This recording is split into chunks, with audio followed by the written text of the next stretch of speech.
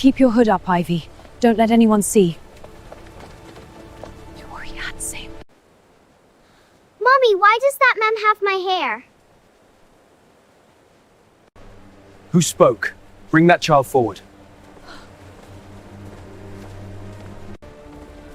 We have to go.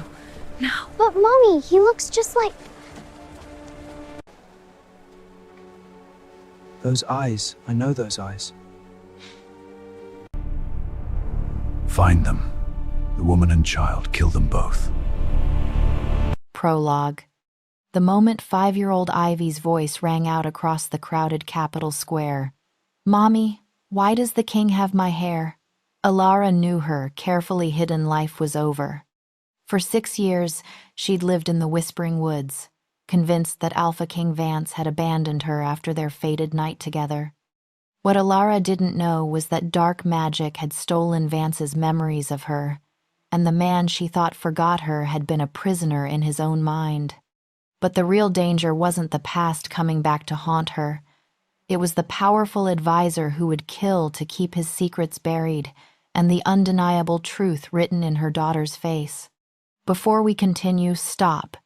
If you're already hooked by Ivy's dangerous revelation, you need to subscribe right now. This story gets darker, more twisted, and more romantic with every chapter. The Silvercrest market was dangerously crowded that morning, which was exactly why Alara had risked bringing Ivy into the capital. Crowds meant anonymity. Crowds meant she could purchase the rare moonpetal medicine her daughter needed and vanish before anyone noticed the child whose golden hair marked her as royalty. She should have known better. "Mama, look!" Ivy's small hand shot up, pointing toward the raised platform where the king's procession had stopped. "That man has hair like mine." Alara's heart stopped. She yanked Ivy's arm down, but it was too late. "And his eyes," Ivy continued, her voice carrying with that particular clarity only children possess. "They're the same color as when I look in the water." The crowd began to part. Alara felt it before she saw it, that primal, electric pull of recognition that made her skin prickle with awareness and terror. She spun toward the platform, and her worst nightmare materialized. Alpha King Vance stood frozen mid-step, his ceremonial robes rippling in the wind.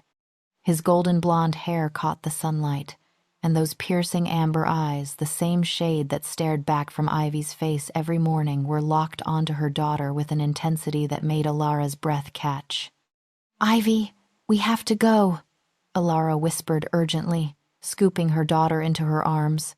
But Ivy was twisting to see better, her small face scrunched in concentration. "Why does he look so sad, Mommy? His eyes are wet like he's crying, but no tears are coming out." The king took a step forward, then another. His royal guard moved with him, but he held up a hand, stopping them. His gaze never left Ivy's face.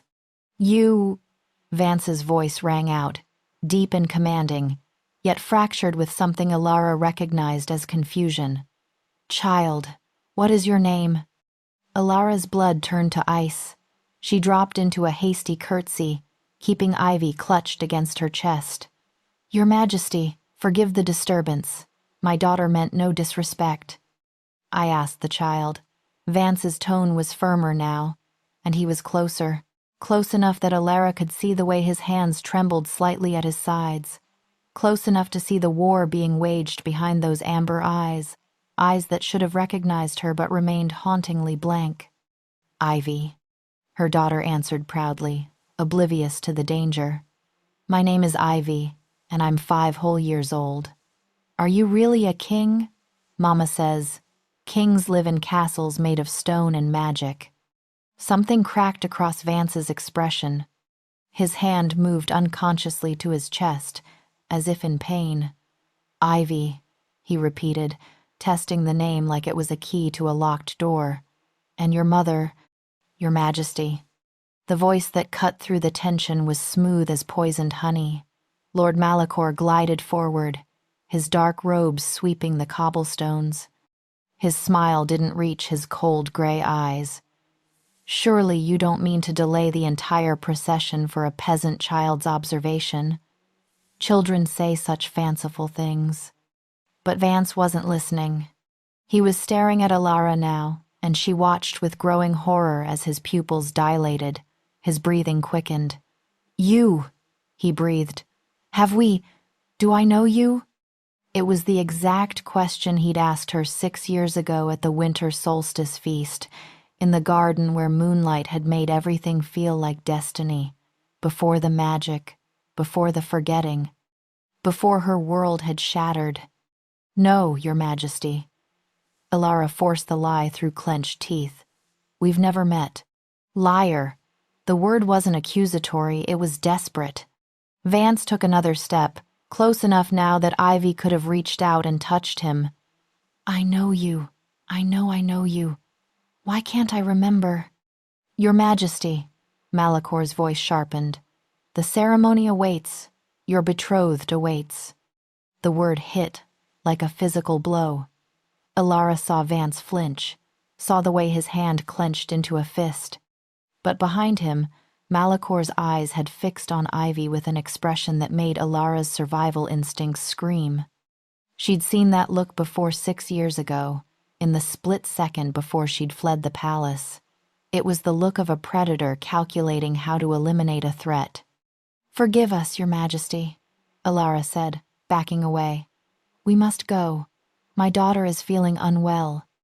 Ivy chose that moment to place her small hand on Vance's arm. The contact was brief, innocent, but the effect was catastrophic. A flash of golden light erupted from the point of contact, brief, barely visible, but unmistakable to those who knew what to look for. Vance gasped, staggering back as if struck. His eyes went wide, unfocused, and Alara knew exactly what he was seeing. Fragments, memories trying to surface through whatever dark magic held them prisoner. "Seize them!" Malakor's command cracked through the air like a whip. "That woman is a witch. She's attempting to enchant the king." Guards moved instantly. Alara ran. She clutched Ivy to her chest and bolted into the maze of market stalls, her daughter's confused cries muffled against her shoulder. Behind them, she heard Vance's roar of confusion and fury, heard his command for his guards to stand down, to bring them back safely. But Malakor's voice was louder, more insistent, painting her as a threat. Alara didn't look back. She couldn't. Because even as she ran for their lives, even as her lungs burned and Ivy whimpered in fear, she'd seen the truth written in Vance's eyes in that split second of contact. He didn't remember her, but his soul did. And that made them both more dangerous than Malakor could ever allow them to be. Chapter 1. The chase begins. Alara's boots slammed against wet cobblestones as she plunged deeper into the Orangate slums, where even the king's guards feared to tread. Ivy's arms locked around her neck, the child's frightened breathing hot against her collarbone. "Mama, you're running too fast," Ivy whimpered. "I'm scared." "I know, little flower, I know." Alara's lungs burned as she ducked under a rotting archway into a maze of crumbling tenements. The stench of refuse and desperation clung to everything, but it was familiar territory. She'd lived here once, before she'd foolishly believed a king could love someone like her. Behind them, shouts echoed through the narrow streets. Not the organized cadence of the royal guard, but something worse, the singular, relentless pursuit of one man who'd abandoned protocol entirely. Vance had ignored Malakor's commands, ignored his advisors, ignored the betrothal ceremony waiting at the sun altar. The moment Alara had vanished into the crowd, he'd shifted partially, his alpha senses tracking the scent that his conscious mind couldn't place but his body recognized like breathing. Alara risked a glance backward and her heart stuttered. There, silhouetted against the dusty morning light, stood the Alpha King himself, alone, chest heaving, golden hair disheveled from the chase. His formal robes were gone, stripped away somewhere in his pursuit. He wore only the simple tunic beneath, and he looked nothing like a king. He looked like a man possessed. "I can smell you," Vance called out, his voice rough with desperation and something darker longing that had festered for 6 years without knowing why. Jasmine and pine smoke. Why do I know that scent? Why does it feel like coming home? Alara pressed herself against a wall, hand clamped over Ivy's mouth. Her daughter's eyes were huge, confused, frightened by this stranger who somehow felt important. "Please," Vance's voice cracked through the silence. "I don't understand what's happening to me. When she touched me, I saw fragments, a garden, moonlight. Someone laughing, you laughing. Tell me I'm not losing my mind." He took a step forward, then another, following the scent trail with the inevitability of fate itself. "I've dreamed of Jasmine and pine smoke for 6 years. Every night. A woman I can't see. A voice I can't remember.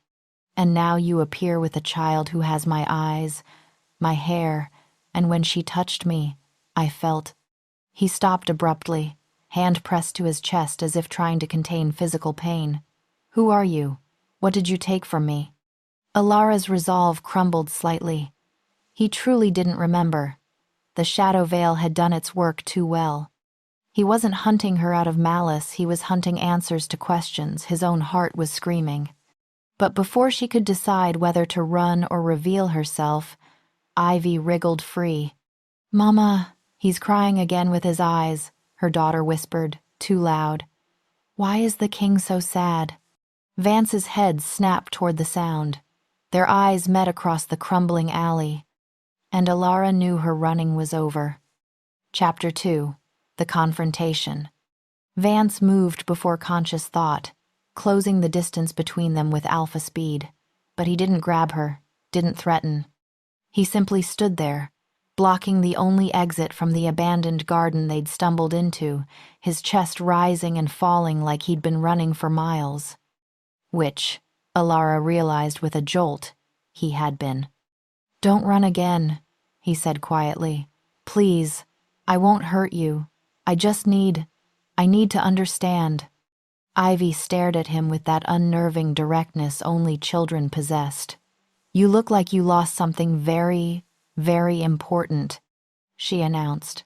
"My mama looks like that sometimes when she thinks I'm sleeping." Vance's breath hitched. His gaze dropped to the child, and Alara watched something fundamental shift in his expression. Not recognition the shadow veil still held, but something primal and undeniable. The alpha in him recognized his own blood, even if his mind couldn't. "What's your name?" he asked Ivy gently, crouching to her level despite the mud. "I already told you, Ivy."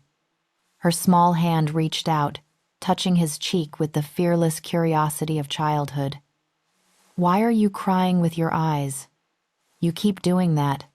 "I don't know," Vance admitted, and his honesty was so raw it physically hurt Alara to hear. A single tear tracked down his face, disappearing into Ivy's palm. "I feel like I've lost something. Like there's a hole inside me that's been bleeding for years, but I can't remember what caused the wound." "Maybe my mama can help," Ivy offered. "She fixes everything. She fixed my doll when the arm fell off. She makes medicine for people who are sick. Maybe she can fix whatever's broken inside you." Vance's eyes lifted to Alara then, and the weight of his gaze nearly drove her to her knees. "Can you?" The question was barely a whisper. "Can you tell me why looking at you feels like remembering how to breathe? Why I've spent 6 years feeling incomplete without knowing what I was missing?" Alara's throat closed.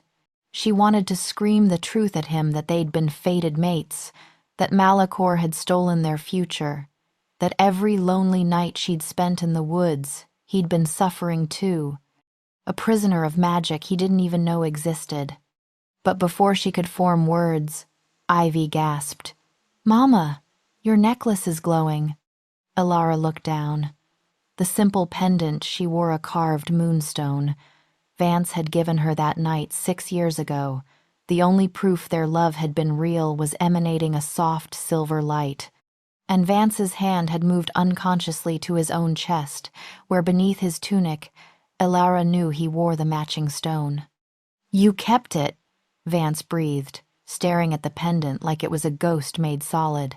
His hand fumbled at his collar, pulling out an identical moonstone that blazed with answering light.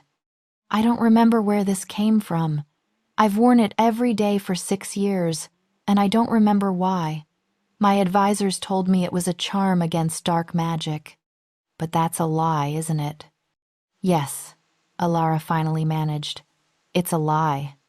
Then tell me the truth.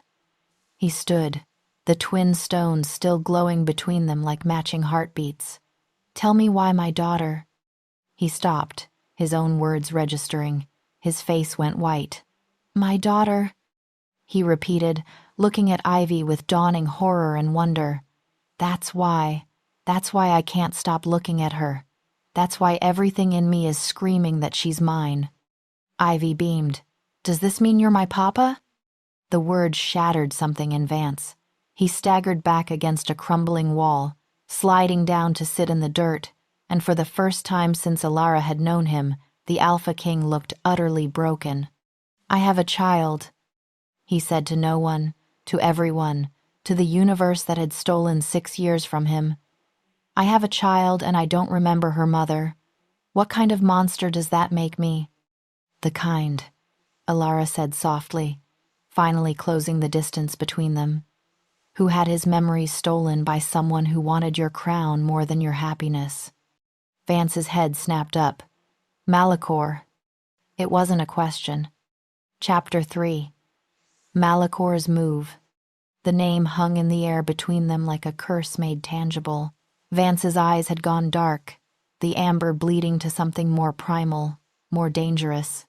Alara recognized that look she'd seen it once before, 6 years ago, when a drunken noble had grabbed her wrist too roughly at the winter solstice feast.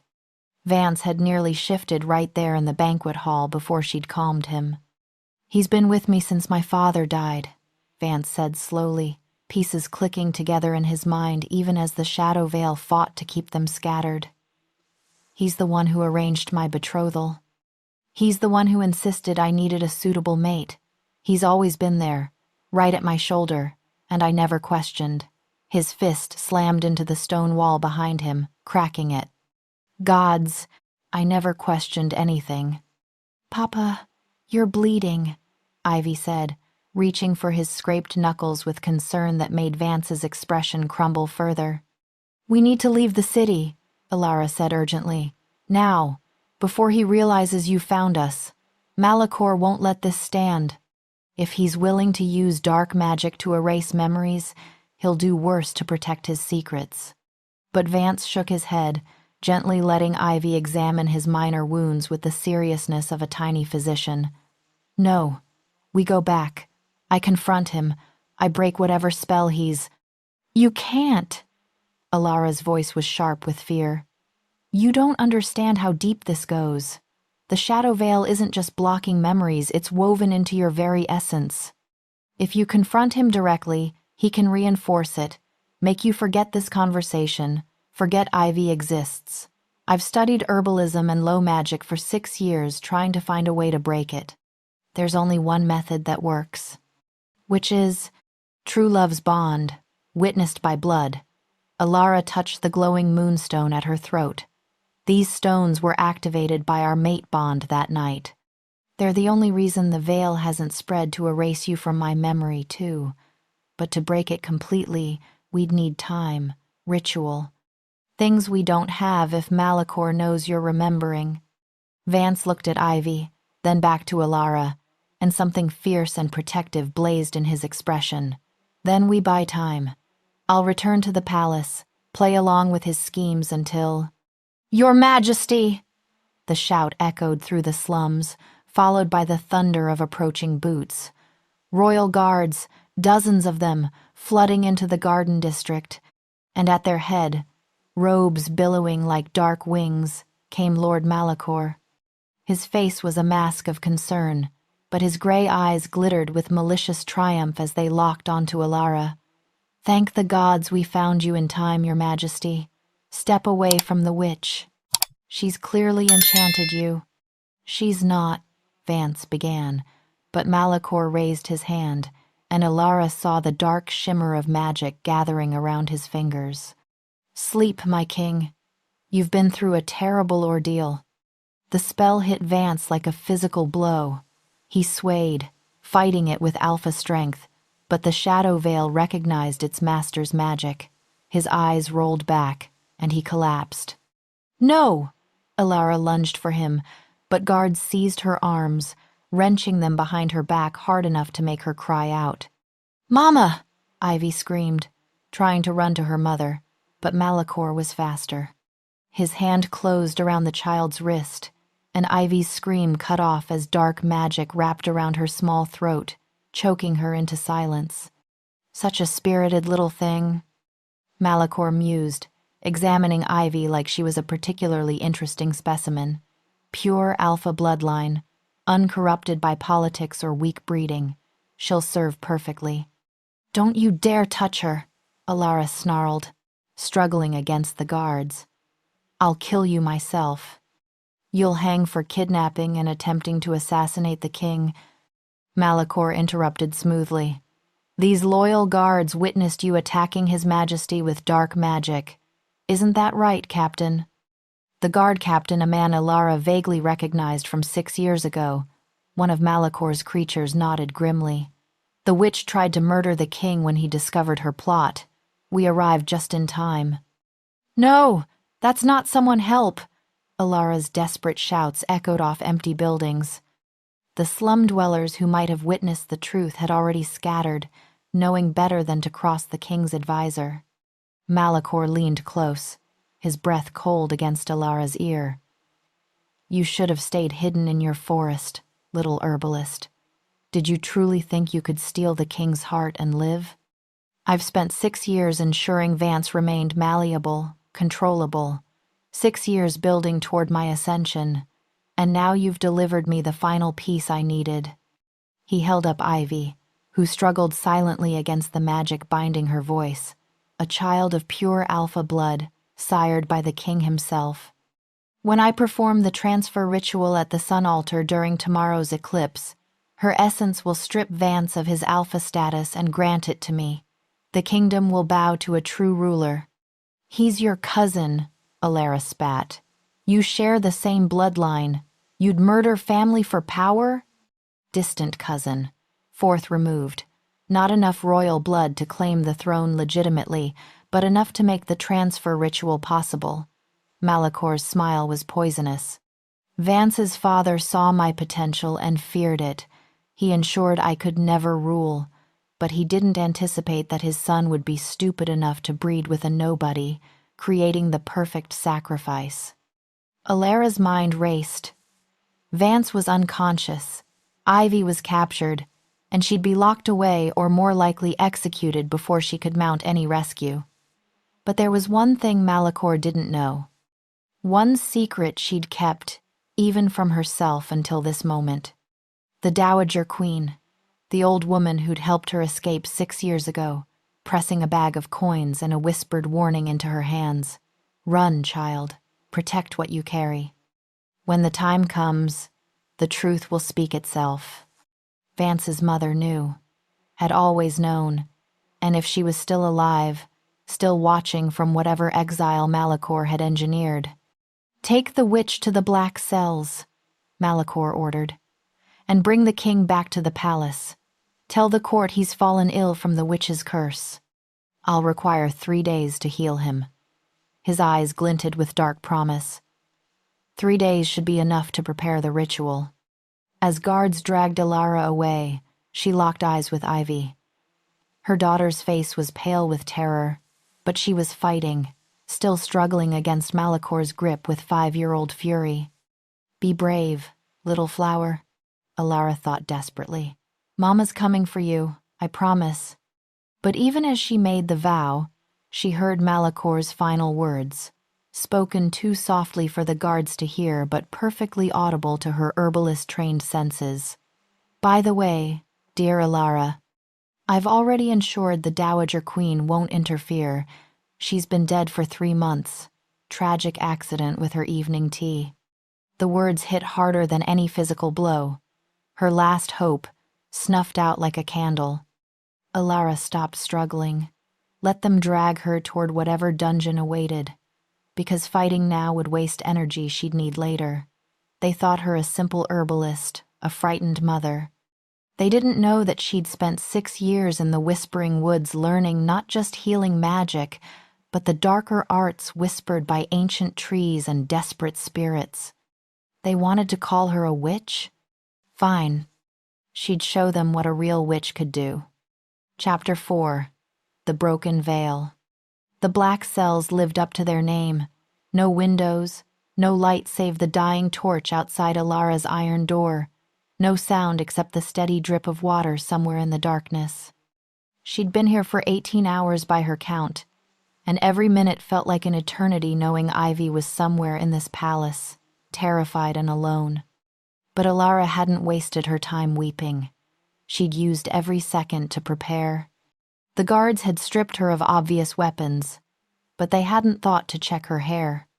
Woven into her braid were 3 blackthorn needles, coated in a sleeping draught strong enough to drop a grown man in seconds.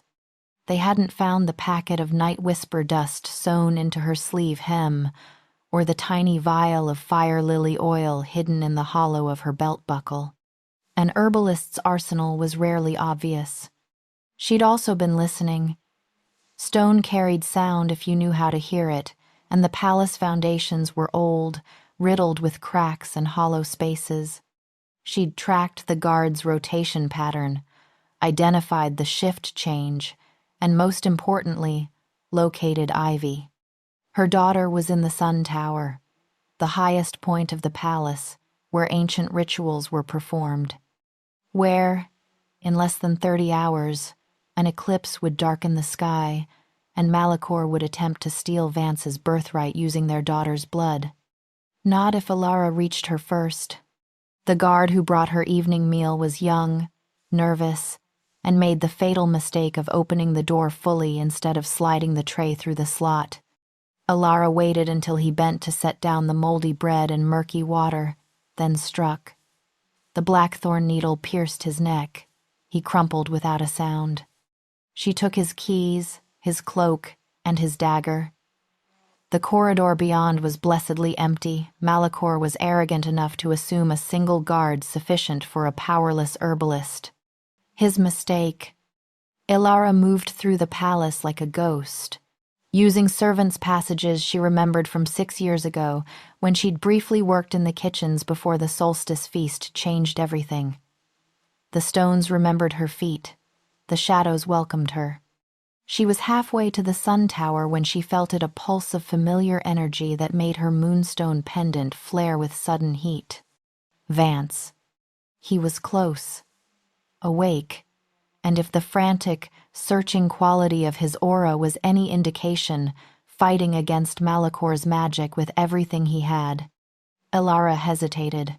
Ivy was her priority, but if Vance was free, if they worked together. The decision was made for her when she rounded a corner and nearly collided with the Alpha King himself. Vance looked like he'd been through a war. His formal robes were torn, his face haggard, and his eyes gods. His eyes were wild with desperation and fractured memory. He had her by the shoulders before she could react, pulling her close with shaking hands. "Tell me it's real," he demanded hoarsely. "Tell me I have a daughter. Tell me we that you and I." He couldn't finish, the shadow veil strangling the words before they could form. "It's real," Alara said quickly. "All of it. But Vance, we don't have time." "He has her. Malachor has Ivy." I heard the guards talking. Vance's voice cracked. "He's going to use her in some ritual. He's going to kill our daughter, and I can't even remember how she came to exist. I can't remember you, and it's tearing me apart." "Then we break it," Alara interrupted. "The veil. We break it now." "How?" Instead of answering, Alara took his hand. The effect was instantaneous and catastrophic. The moment their skin touched, the twin moonstones erupted with blinding silver light. Vance gasped, staggering, And Alara felt it too, a violent tearing sensation as the first layer of the shadow veil began to shred. And with it came the memories. Vance saw her across the solstice feast, laughing with the kitchen maids, a crown of winter roses in her dark hair. He remembered asking her to dance despite protocol screaming it was inappropriate. Remembered the way she'd blushed, the way she'd felt in his arms. He saw the garden, moonlight turning everything to silver, her confession that she'd dreamed of him for months, his own admission that his arranged betrothal felt like a cage, the way she'd kissed him first, brave and terrified and perfect. The mating bond snapping into place between them like destiny made tangible. The promises whispered in the dark. I'll call off the wedding. I'll make you my queen. Just give me time. And then darkness. Malicor's voice. A spell. Pain. Her face vanishing from his mind even as he screamed for her. Vance collapsed to his knees, dragging Alara down with him. Tears streamed down his face as 6 years of stolen memories crashed through the weakened veil. Alara. He breathed her name like a prayer, like an apology, like a curse. Your name is Alara. You taste like jasmine tea. You hum when you're nervous. His voice broke. I left you. I forgot you.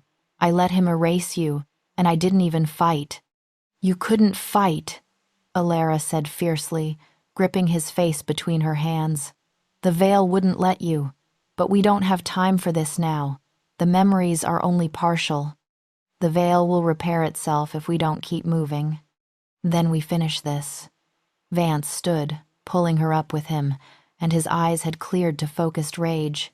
We get our daughter, we end Malicor, and we burn that God's damned spell out of my head forever. Together?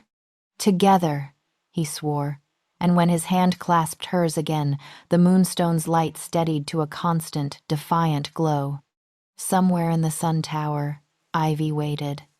And for the first time in 6 years, her parents were coming for her as a united force.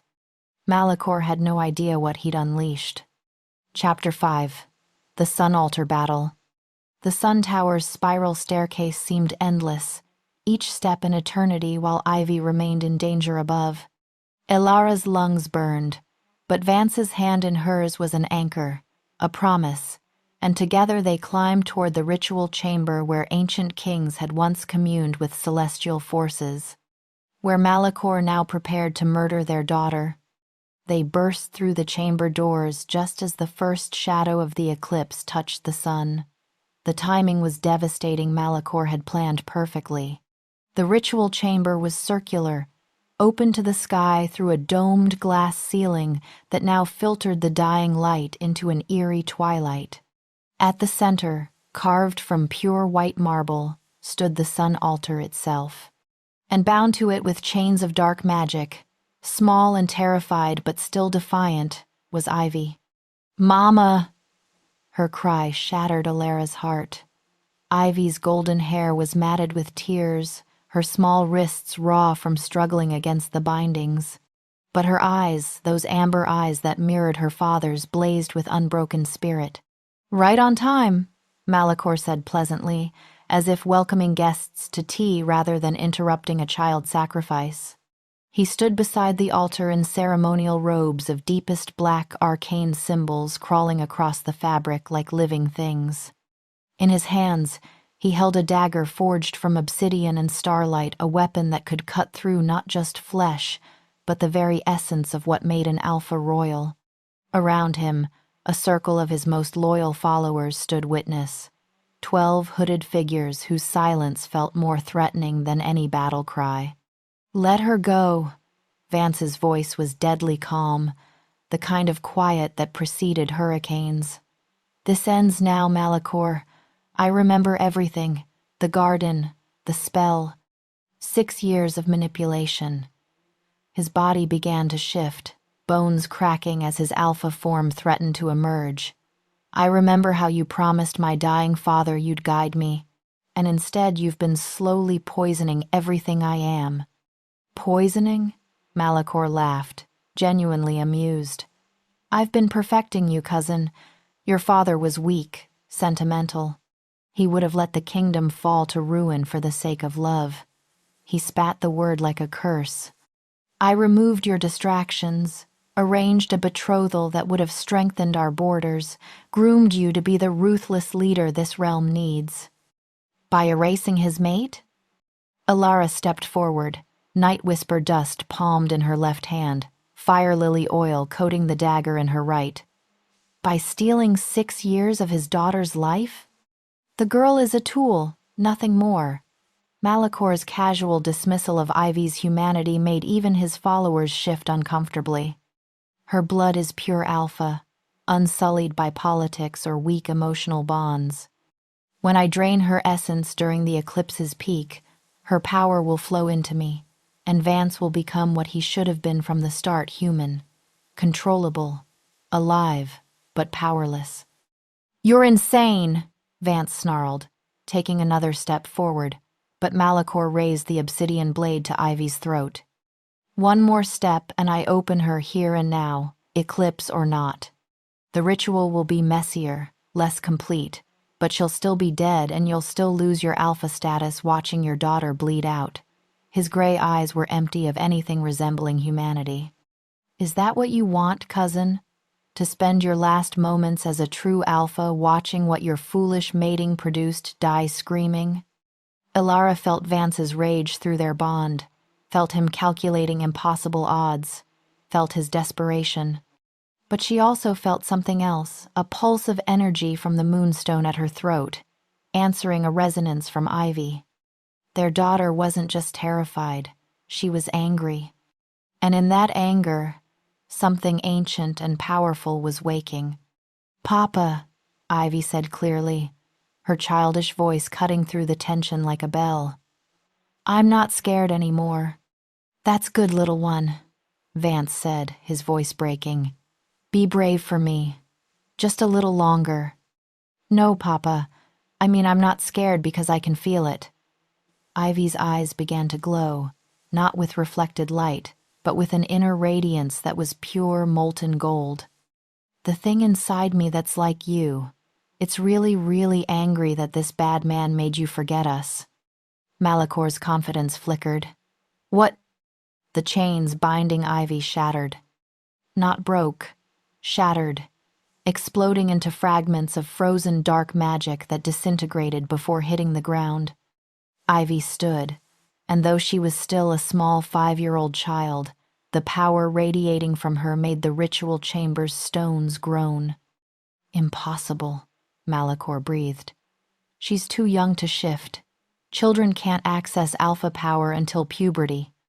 "My children could shift before they could walk," Alara said, remembering those terrifying early years in the Whispering Woods. "I thought it was an anomaly. But it wasn't, was it? It was bloodline purity. Vance is the Alpha King, direct descendant of the first wolves. I'm a hereditary herbalist, my magic reaching back 7 generations. Ivy isn't just an alpha. She's a convergence," Vance finished, understanding dawning. Magic and shifter blood, perfectly balanced. Ivy looked at her hands, watching golden light dance across her small palms. "The voice inside me says you hurt my papa. It says you made my mama cry for 6 whole years. It says you're a very, very bad man." Her voice was still childlike, but beneath it rumbled something ancient and furious. "It says I should make you stop." Malachor moved with desperate speed, the obsidian dagger flashing toward Ivy's heart. But he'd forgotten what every parent learns when you threaten a child in front of their father. You face not a man, but a force of nature. Vance's full alpha form erupted, massive and terrible. He moved faster than thought, his body a blur of silver fur and righteous fury. His jaws closed around Malachor's wrist, crushing it. The dagger clattered away, and Malachor screamed. But the damage was already done. The ritual had been activated. The eclipse reached totality, and dark magic exploded from the broken circle, seeking Ivy's blood, seeking the power it had been promised. "Ivy, no!" Alara threw herself forward, but the magic was faster. It struck Ivy dead center and stopped. The child stood in the heart of a maelstrom of dark magic, completely untouched. Around her, a sphere of golden light pulsed with each heartbeat, and where the dark magic touched that light, it simply unmade itself, unraveling, returning to nothing. "This magic is old and mean and wrong," Ivy said, her voice now carrying harmonics that made the ritual chamber ring like a bell. She looked at her father, still in alpha form, standing over Malakor's broken body. "Papa, your head hurts because of the bad shadows, right?" Vance shifted back to human, naked and bloodied but nodding. "Yes, little flower, the shadows won't let me remember everything. Then I'll make them go away." Before anyone could stop her, Ivy touched Vance's chest, directly over his heart where the shadow veil had wrapped itself like poison ivy around his soul. The explosion of golden light was blinding. Alara felt the shockwave of pure bloodline magic ripple outward, felt it touch her moonstone, felt it synchronize with the mate bond still thrumming between her and Vance.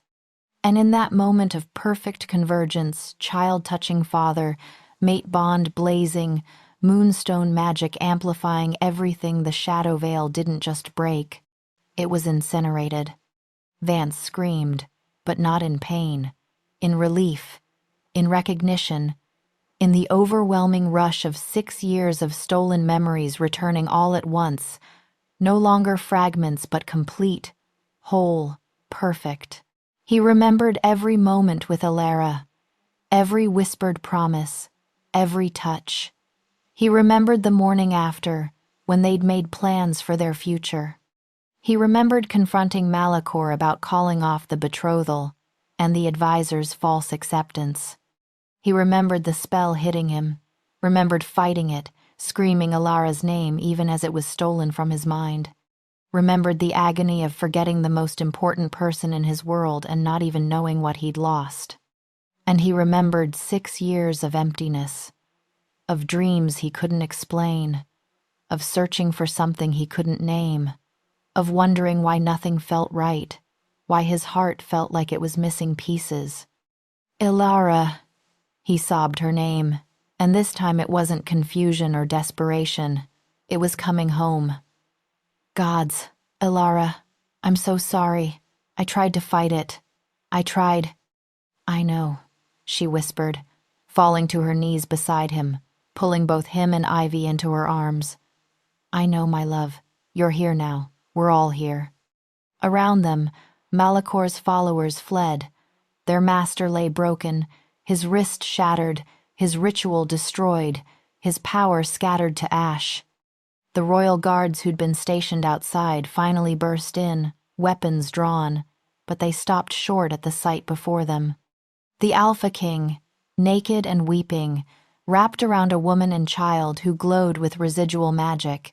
Captain Theron, one of the few guards not corrupted by Malakor's influence, assessed the situation with veteran efficiency. "Your Majesty, what are your orders?" Vance looked up, and despite the tears, his voice carried absolute authority. "Arrest Lord Malakor for treason, conspiracy, and the use of forbidden dark magic. Lock him in the black cells. And someone find me some damned clothes." Then, softer, to Alara and Ivy, "Let's go home." Chapter 6. A Kingdom Restored. The dawn following the eclipse broke clear and golden, as if the sky itself was celebrating the darkness's defeat. Alara stood on the king's private balcony, watching the capital city slowly wake, and marveled at how much had changed in a single day. How much had been restored.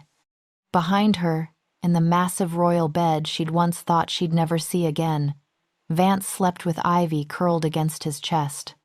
They'd been like that for hours, her daughter refusing to let go of her father, and Vance holding on just as fiercely.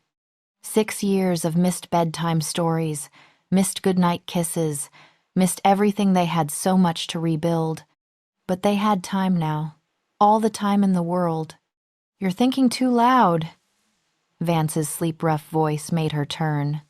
He was awake, carefully extracting himself from Ivy's octopus grip without waking her. I can feel your worry through the bond. I'm not worried, Alara said, but it was a lie, and they both knew it. I'm just processing. Yesterday morning I was a fugitive. Now I'm apparently going to be queen. Vance crossed to her, wrapping his arms around her from behind, his chin resting on her shoulder. The mate bond between them sang with contentment, finally complete after 6 years of forced silence.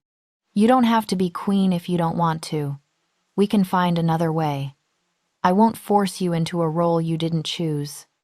Your advisors will have opinions, Alara pointed out. I'm a nobody, a low-ranking herbalist. The nobility will accept you or find themselves seeking employment elsewhere, Vance said firmly. I've spent 6 years being manipulated, controlled, pushed toward an appropriate match that would have been loveless and political.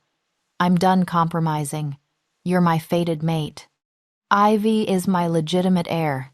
Anyone who has a problem with that can take it up with me directly. The steel in his voice made Alara smile despite her fears. This was the Vance she'd fallen in love with, not the confused, controlled puppet Malachor had created, but the fierce, protective alpha who'd promised to change the world for her. The Dowager Queen, Alara said quietly. Malachor told me she was dead, that he'd poisoned her 3 months ago. Vance's arms tightened. I know. I found the evidence in his chambers last night while you and Ivy slept. He documented everything, his poisons, his spells, his slow manipulation of the court. My mother was the last person who truly knew me before the shadow veil. She kept questioning his influence, asking why I seemed different, so he killed her and made it look like natural causes. I'm sorry, Alara whispered.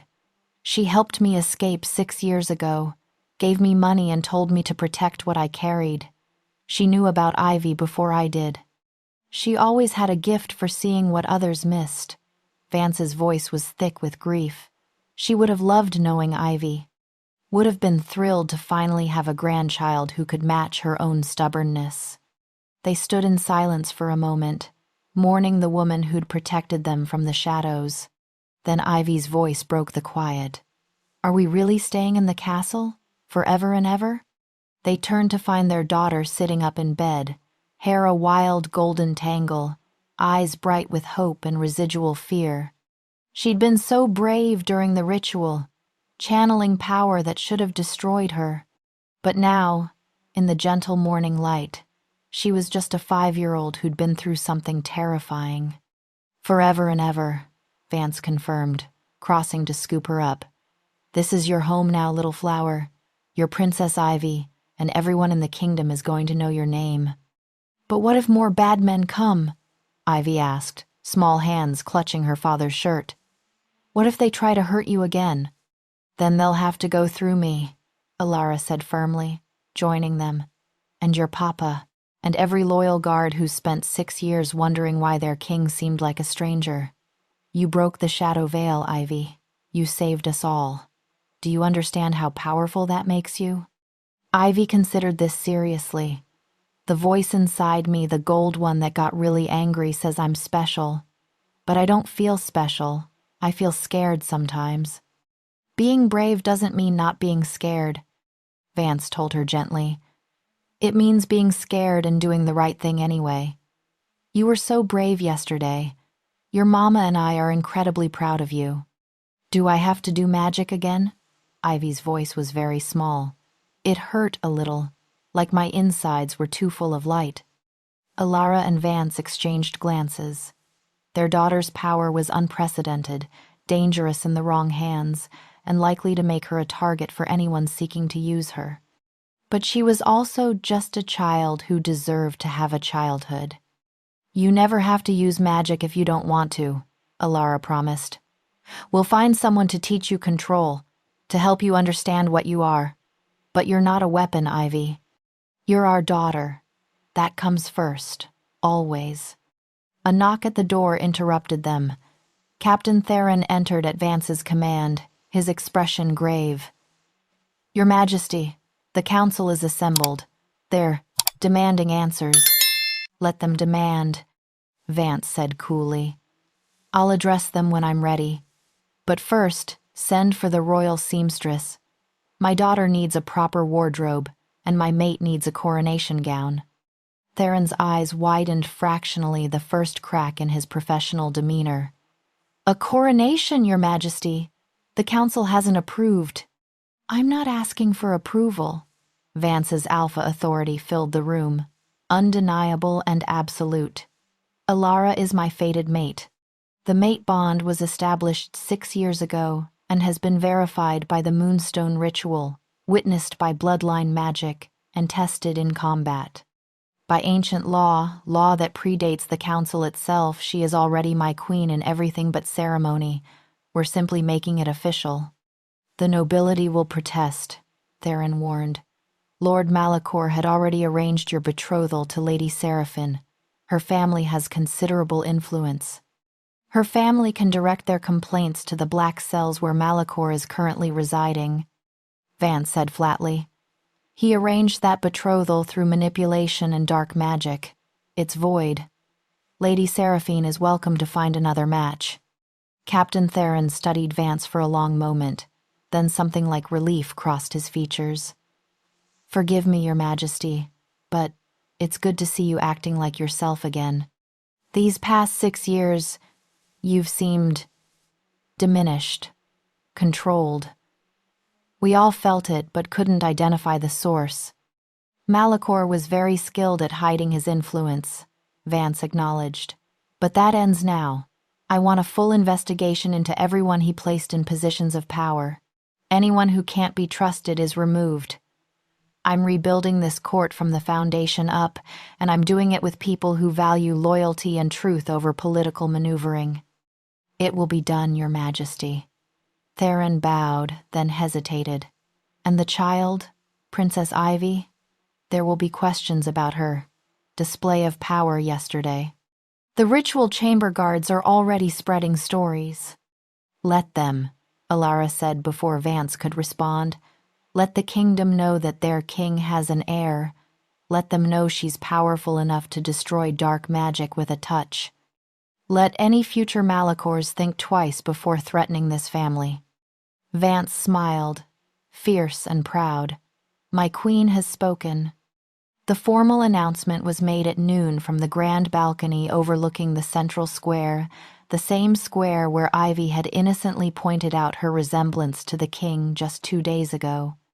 Now, the three of them stood together, a united family, while the entire city gathered below.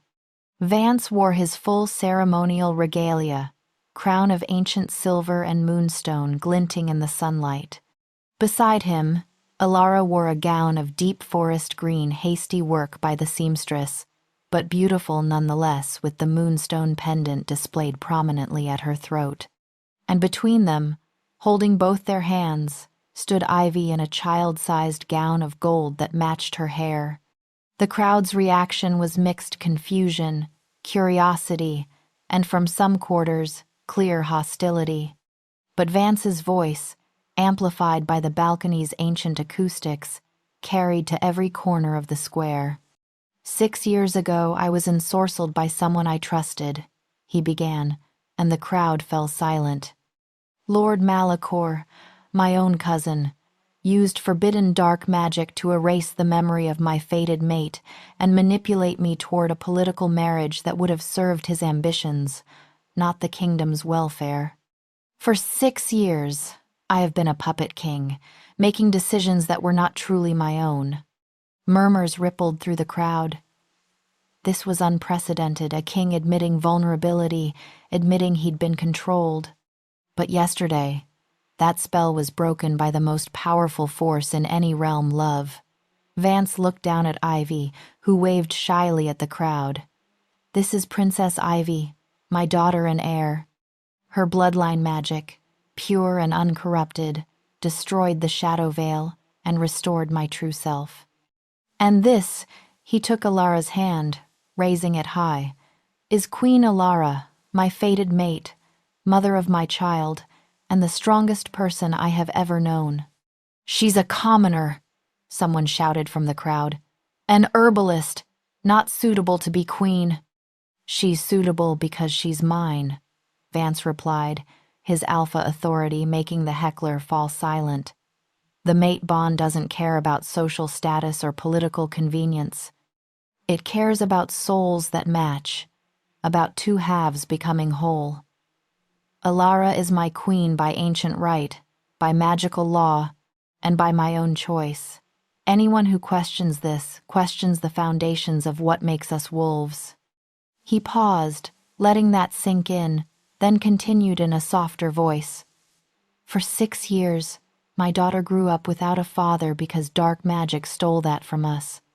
For 6 years, I searched for something I couldn't name, feeling incomplete and not knowing why. No more. This family will never be torn apart again. I swear it on my crown, on my alpha blood, on everything I am. The crowd was silent now, processing. Then, from somewhere in the back, a single voice called out, "Long live Queen Alara! Long live Princess Ivy!" Others took up the cry. Not everyone there were still hostile faces, still nobility who would scheme and resist, but enough to matter, enough to begin healing the kingdom's wounds. As the sun set that evening, Alara stood on the same balcony, now empty and quiet. Ivy was asleep in her new bedroom, exhausted by the day's ceremonies. Vance was dealing with the endless parade of advisors and nobles who needed reassurance, needed direction, needed their king to be present and whole. But he'd promised to find her when he could, and as if summoned by her thoughts, his arms wrapped around her from behind. "I missed 6 years of this," he said quietly, his breath warm against her neck.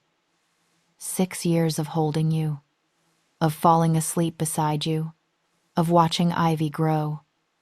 I can never get that time back. No, Alara agreed.